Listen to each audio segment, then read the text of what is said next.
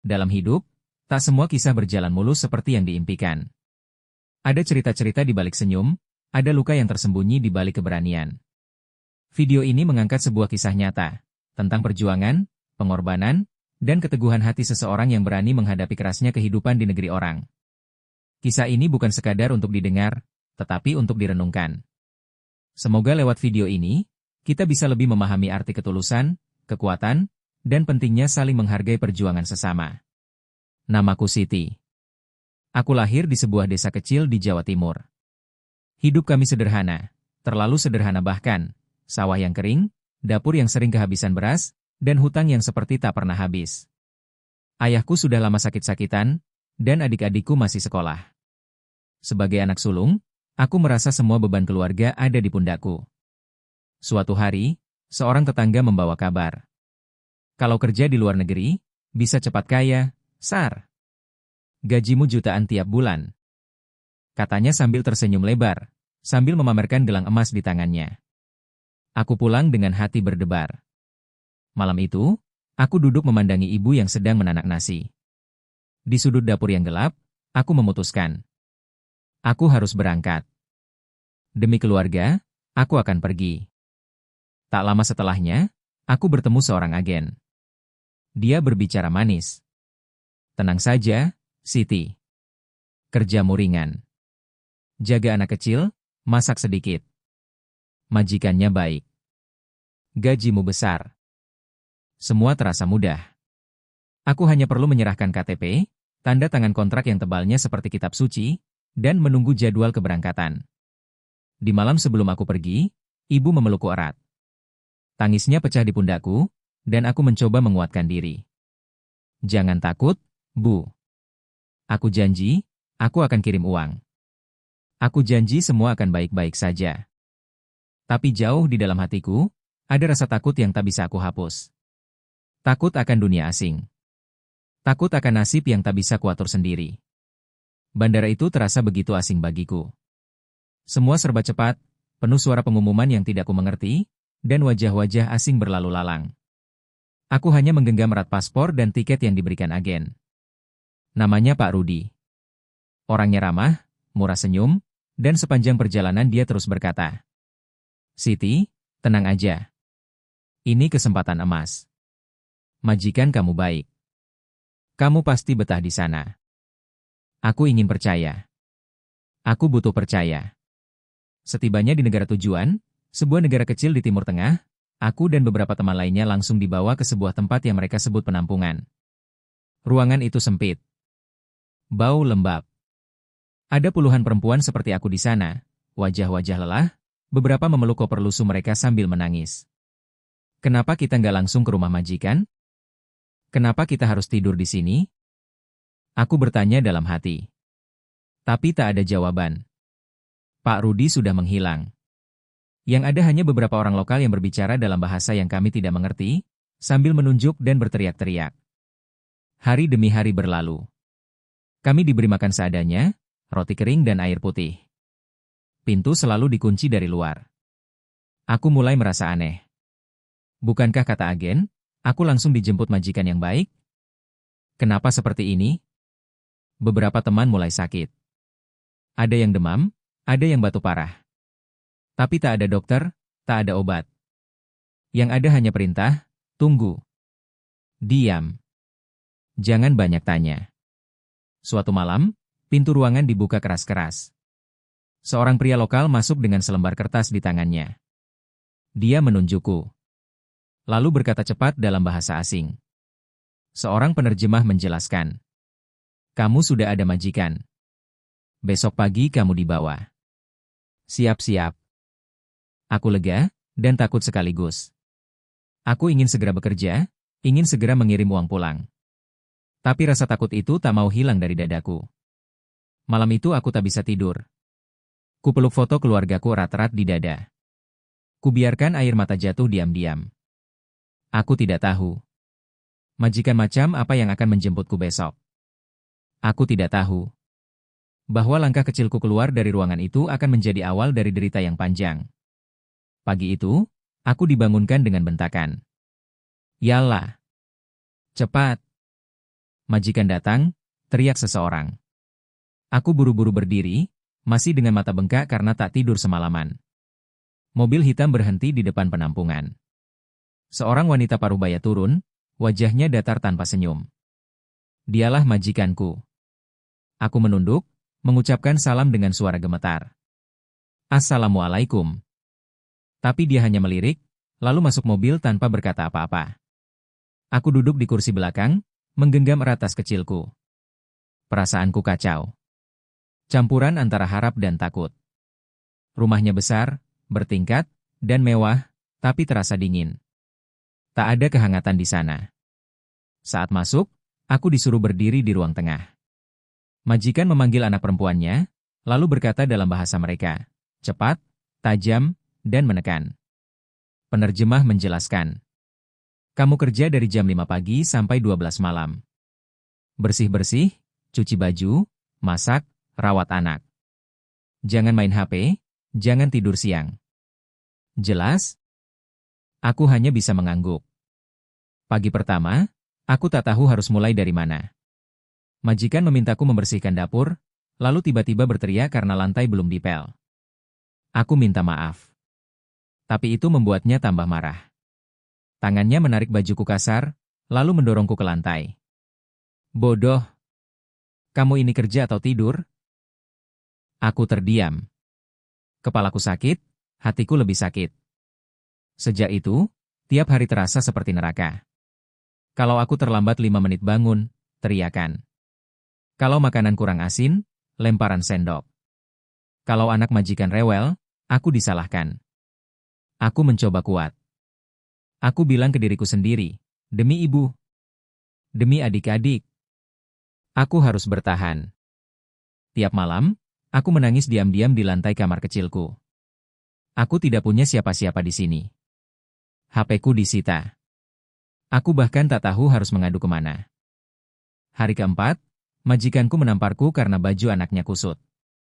Kupandangi cermin di kamar mandi, pipiku merah, mataku sembab. Dalam hati, aku bertanya. Inikah bayaran dari semua harapan itu? Beginikah caranya aku mengubah nasib? Aku ingin pulang. Tapi aku tahu. Aku tidak bisa. Aku belum dibayar. Kontrakku masih panjang. Dan aku masih punya keluarga yang menunggu kiriman uang dariku. Hari-hariku kini semua sama. Bangun sebelum azan subuh, bekerja tanpa henti, tidur tengah malam. Tak ada ucapan terima kasih. Tak ada senyum. Yang ada hanya bentakan dan tatapan penuh curiga. Aku bahkan tak berani mengeluh. Semua ku telan sendiri. Aku pikir, mungkin memang beginilah nasib pembantu.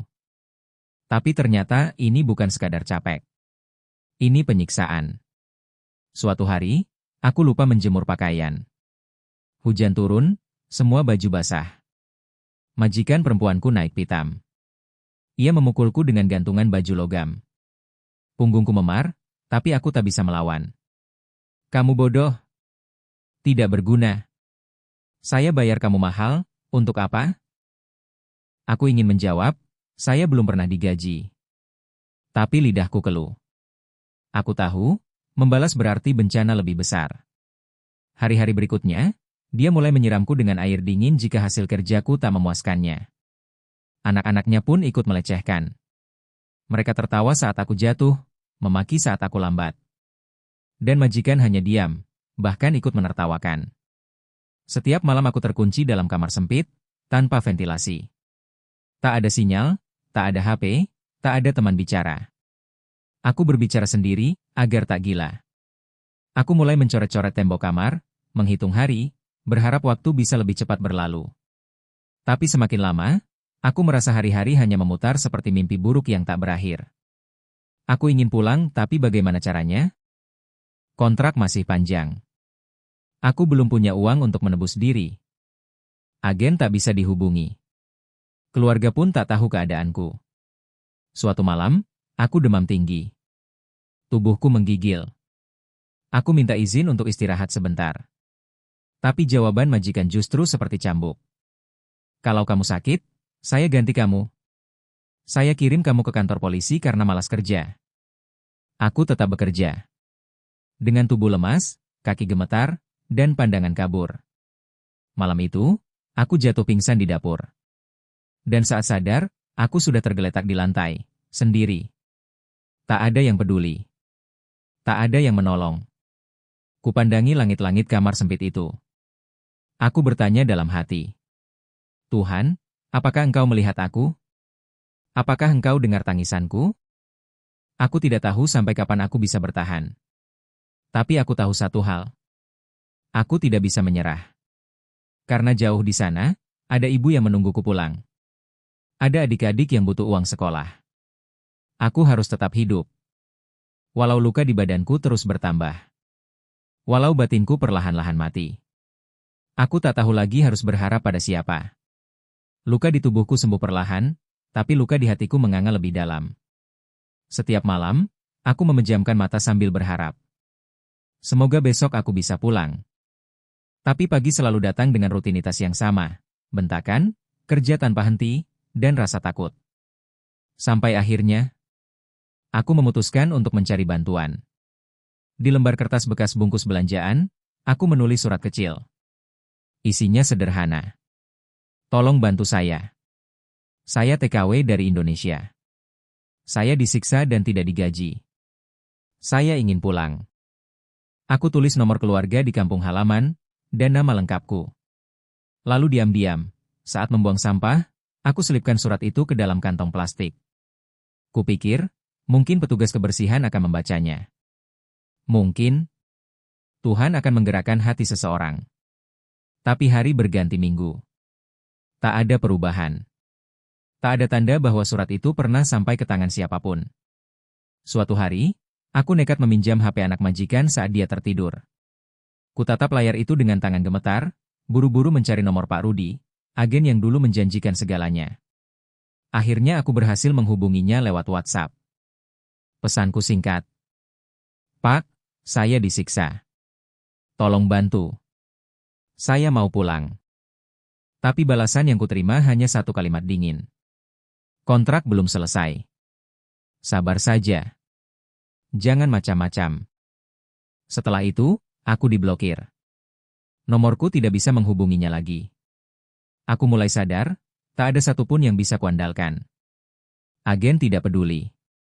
Majikan semakin kejam. Bahkan, satu-satunya surat yang kutitipkan mungkin hanya dianggap sampah. Apakah aku hanya barang? Sekadar tenaga kerja murah yang bisa dipukul dan dibuang sesuka hati? Setiap malam, aku menatap langit dari jendela kecil di kamar belakang. Aku menangis, tapi tak bisa bersuara. Tangisan yang diam, karena di rumah ini, suara penderitaan tak pernah didengar.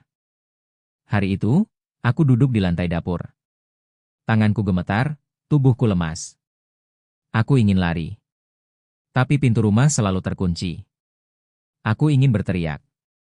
Tapi siapa yang akan mendengar? Semua upayaku terasa sia-sia. Surat yang kutulis, pesan yang kukirim, semua tak pernah sampai. Dan di titik inilah, aku mulai bertanya. Tuhan, apakah aku memang ditakdirkan untuk menderita di negeri orang? Tapi aku tahu satu hal. Aku masih hidup. Dan selama aku masih bisa bernafas, aku akan terus mencari jalan keluar, seberapapun sempitnya. Tubuhku sudah terbiasa menahan sakit. Telingaku sudah kebal dengan bentakan dan caci maki. Tapi malam itu, semuanya terasa berbeda. Lebih gelap. Lebih menusuk. Itulah malam di mana aku berpikir, mungkin aku memang tidak akan pernah pulang. Aku terbangun lebih siang dari biasanya, hanya beberapa menit. Tapi itu cukup untuk membuat majikanku murka. Kamu pikir ini hotel? Dasar pemalas. Ia menarik rambutku, menyeretku keluar kamar, dan membantingku ke lantai dapur. Aku mencoba berdiri, tapi tangannya menghantam wajahku, berkali-kali. Darah keluar dari hidungku. Mataku buram. Telingaku berdengung. Anak-anaknya menonton sambil tertawa. Tak ada satupun yang merasa aku layak ditolong. Hari itu aku tak diberi makan. Aku terkunci di kamar tanpa air, tanpa lampu, hanya lantai dingin dan tubuhku yang penuh memar. Kupeluk lututku erat-erat, menggigil. Aku tidak menangis lagi. Tangisanku sudah habis. Yang tersisa hanya satu pertanyaan. Kenapa aku masih hidup? Aku memejamkan mata, dan wajah ibu muncul dalam benakku.